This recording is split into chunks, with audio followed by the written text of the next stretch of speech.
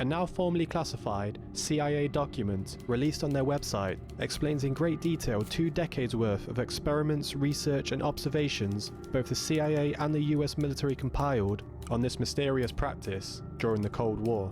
It shows how candidates were trained to project their consciousness to other locations. In one case from the files, it even discusses how the subject of a test, whilst astral projecting, was able to locate and then map out a restricted Russian missile installation site in the Ural Mountains. Today, thousands of people share not only success stories for consciousness exploration and exploring the far greater reaches of our world, using one of the most powerful tools we have access to, the human mind.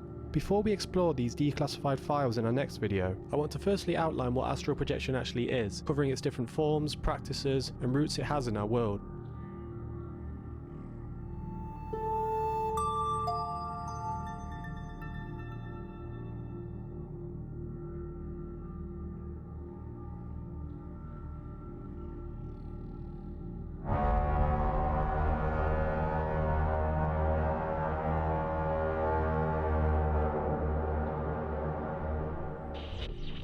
In its most simple terms, astral projection is the ability to willfully project your consciousness or your astral self, e.g. the soul, in what's known as an out-of-body experience. This is said to be done when the soul separates or transcends from the physical body and is then capable of travelling completely outside of it, within the astral realm. People have reported to freely explore inside their house, their neighbourhood, and even some claiming to have reached as far as different continents. The idea is rooted in esoteric and mystical beliefs, in which many people have interpreted having out-of-body experiences via several different methods or forms, which can all be loosely referred to as achieving astral projection.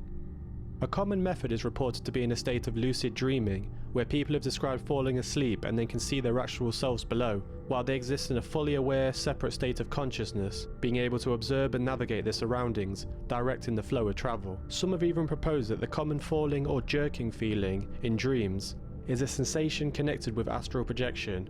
It's also said this state can be reached while fully awake, taking on the ability for a heightened sense of consciousness achieved through deep, focused meditations. Studies have tested the brain when a subject is in deep meditation, establishing how the consciousness achieves this in a relaxed state.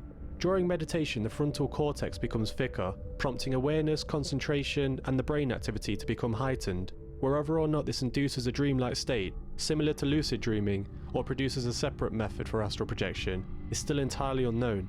Other methods claim this can be unlocked through deep ritual breathing, fasting, near-death experiences, advanced yoga, or even through hypnosis. The other more controversial means of reportedly achieving this state is thought to be through the use of hallucinogenics, such as DMT, ketamine, ayahuasca, or psilocybin.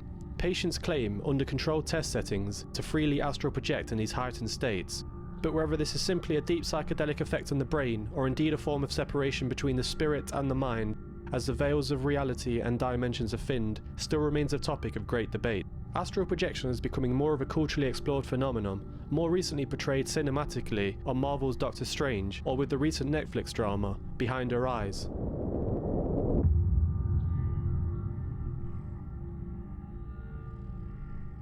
This phenomenon isn't just confined to Western culture, as it regularly appears in communities across the globe, all holding an accepted belief in astral projection in one form or another, with this being referenced centuries ago, as far back as ancient China, Egypt and India. The ancient Egyptians held the belief that the soul had the ability to hover outside the physical body, and within their famous, lavishly decorated tombs, gifts were left and blessings made to assure the soul could safely pass over and travel through to the afterlife. In ancient Greece, it was the famous philosophers Plato and Aristotle who taught that the stars were composed of a different type of matter from the 4 earthly elements. The 5th was a proposed ethereal element. This was coined the ether and went on to be referenced through medieval writings and beliefs. In early classical writings, the term ether is thought to refer to our word today of astral. In the classical age, they theorized that the human psyche was composed entirely of this ethereal, invisible material, which explained the influence stars had upon our human lives, made popular in astrology. A tribe in the Amazon rainforest, the Wai people, have a phrase coined which translates to soul flight, which is a deep belief and ritual practice of separating the soul for travel in the astral realms, in which they claim they can obtain messages and decipher omens from spirits dwelling in that realm. Even people as far as the remote Arctic regions, where Inuits survive, report these experiences, claiming to travel to remote places in their mythology, reporting on hunting gains in certain areas or to communicate with their ancestors. This topic is also prevalent in religious beliefs, as well as long past ancient civilizations,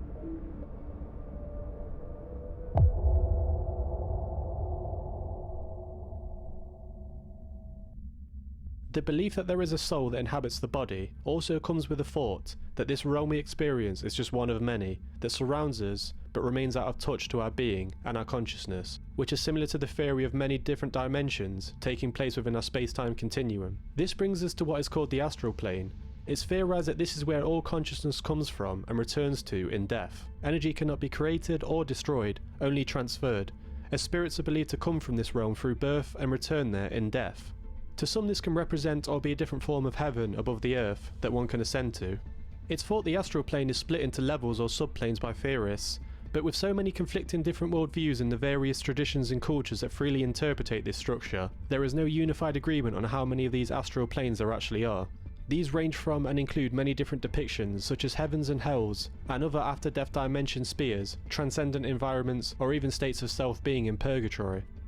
Some even believe that this realm is to be populated by spirits or other immaterial beings, or entities, like organisms surviving in the deep sea.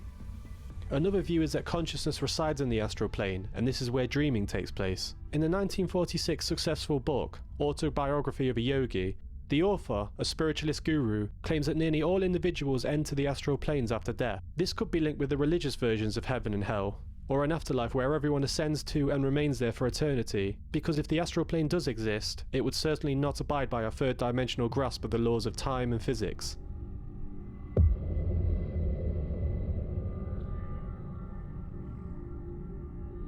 During astral projection and out-of-body experiences, many claim that they can see a silver cord linking their astral form to their physical body. This metaphysical theory is even mentioned in the Bible. The astral body is usually shown to be invisible to the naked human eye, but is often perceived as being connected to the physical body, during the separation which is still linked by the silver cord. The cord mainly appears to be a link assuring the soul does not become lost, often described as a life thread, or even called the Sutratma. Even experienced projectors find it useful, claiming it as a way to return to the body safely. Unlike some astral projectors who claim to travel great distances freely, some say the cords purposely limit the astral body from wandering too much. Many have pointed out that the silver cord resembles the umbilical cord and acts as a similar support system, occurring in the womb. It's thought that the cord must remain connected to the astral body and the physical body during the projection, because if this breaks, it can cause death. It's even claimed that when a person gets older or the death is near, the astral body starts to slowly separate itself from the physical body, and this silver cord breaks after becoming thin, completing the final irreversible separation of these two bodies. In this situation, the idea of death and dying is interpreted as a sort of permanent astral projection. But who can say what happens until this is experienced for ourselves?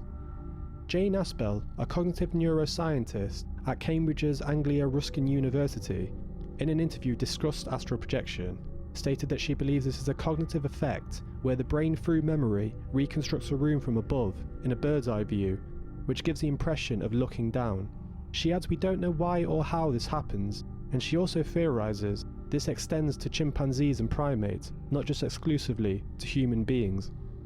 To the open-minded thinker or the more rigid analyzer, the fact remains that countless cultures separated by great distances and time periods, and all the major religions through the ages, all make references to this mystical technique. Our existence in this universe is yet to be fully explained. As a species, we continue to strive and to learn on how gravity, energy, and even space operates. On our next video, we explore more in depth of these studies and tests that the two superpowers at the height of the Cold War, the USA and the USSR, conducted on astral projections, and just exactly what they uncovered. Let me know in the comments if you've ever experienced astral projection, or lucid dreaming through any of the methods discussed earlier. Please like and share if you enjoyed this video, as this will help immensely, and don't forget to subscribe, as this will really help the channel grow, and you also won't miss out on any future videos I have planned. This is Blue Moon, Mysteries Explained.